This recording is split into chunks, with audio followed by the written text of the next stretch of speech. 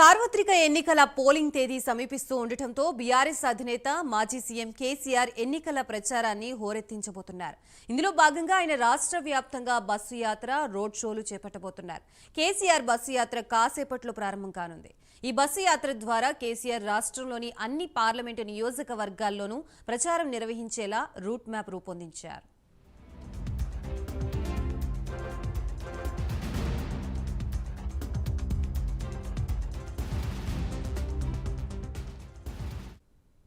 ఇందులో భాగంగా కేసీఆర్ మొదట నల్గొండ లోక్సభ నియోజకవర్గం పరిధిలోని మిర్యాలగూడలో బస్సు యాత్ర చేపట్టనున్నారు.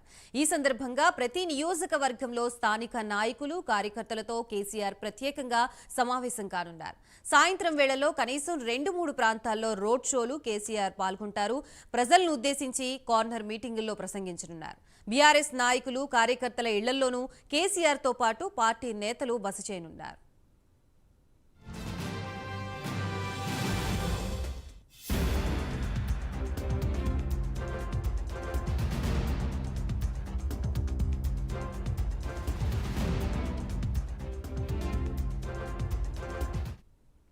కేసీఆర్ బస్సు యాత్ర మే 10 వరకు కొనసాగనుంది. మిర్యాలగూడ, సూర్యాపేటలో పర్యటన అనంతరం రేపు భువనగిరి, ఈ నెల 26న మహబూబ్ నగర్, 27న నాగర్ కర్నూల్, 28న వరంగల్, 29న ఖమ్మం, 30న తల్లాడ, కొత్తగూడెంలో పర్యటించనున్నారు. మే 1వ తేదీన మహబూబాబాద్, మే 2న జమ్మికుంట, 3న రామగుండం, 4న మంచిర్యాల, 5న జగిత్యాల, 6న నిజామాబాద్, 7న కామారెడ్డి, మెదక్లో, 8వ తేదీన నర్సాపూర్, పటాన్చెరుల్లో పర్యటిస్తారు. మే 9వ తేదీన కరీంనగర్, 10వ తేదీన సిరిసిల్లలో రోడ్ షోల్లో నిర్వహించనున్నారు. బస్సు యాత్రలో భాగంగా మే 10వ తేదీన సిద్దిపేటలో బహిరంగ సభ నిర్వహించనున్నట్లుగా తెలుస్తోంది. మొత్తంగా కేసీఆర్ బస్సు యాత్రకు సంబంధించి మనకు మరిన్ని డీటెయిల్స్ ఇవ్వడానికి మా ప్రతినిధి చందు సిద్ధంగా ఉన్నారు. Chandu, good morning Gayatri. ఈ రోజు నుంచి కేసీఆర్ పార్లమెంట్ ఎన్నికల స్పీడ్ అయితే పెంచబోతున్నారు.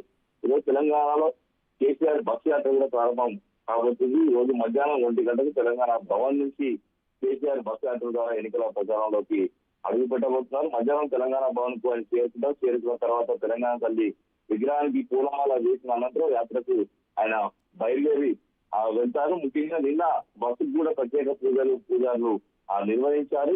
మొత్తం కేసీఆర్ యాత్రలో 100కు పైగా గులాబీ వాలంటీర్లు కూడా పాల్గొనబోతున్నారు. వారితో పాటు కొంతమంది ఎమ్మెల్యేలు, అదేవిధంగా ముఖ్య నేతలంతా కూడా కేసీఆర్ తో పాటు బస్సు యాత్రలో వెళ్తారు. ముఖ్యంగా కాంగ్రెస్ పార్టీ టార్గెట్ గా ఎన్నికల ప్రచారం కేసీఆర్ చేయబోతున్నట్టుగా మనకు స్పష్టంగా అర్థమవుతుంది. ఎందుకంటే నేడు మొదటగా తెలంగాణ భవన్ నుంచి బయలుదేరి మిర్యాలగూడ వెళ్తారు. అక్కడ రోడ్ షో నిర్వహిస్తారు. తర్వాత సూర్యాపేటలో రోడ్ షో ఉంటుంది.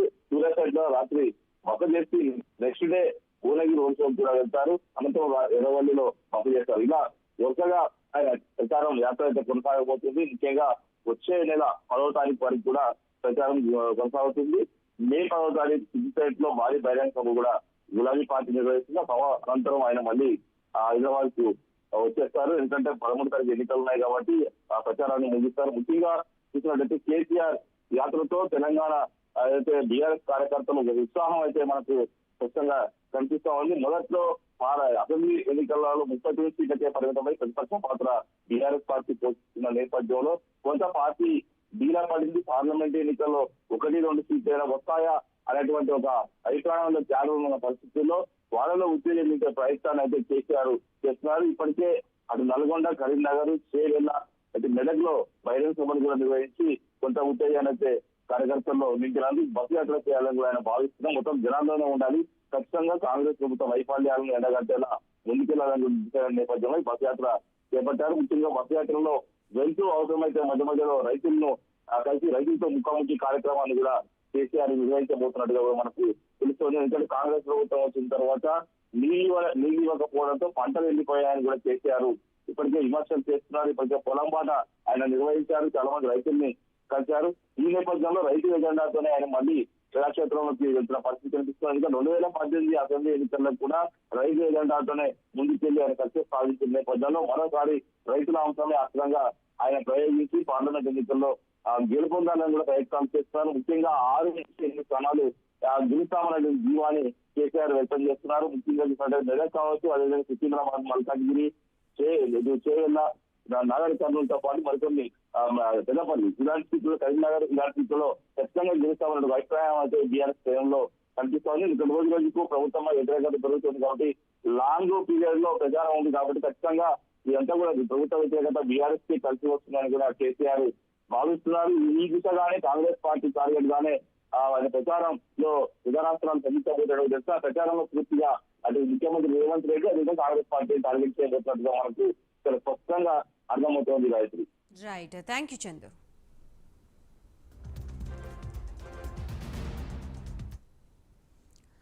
తెలంగాణ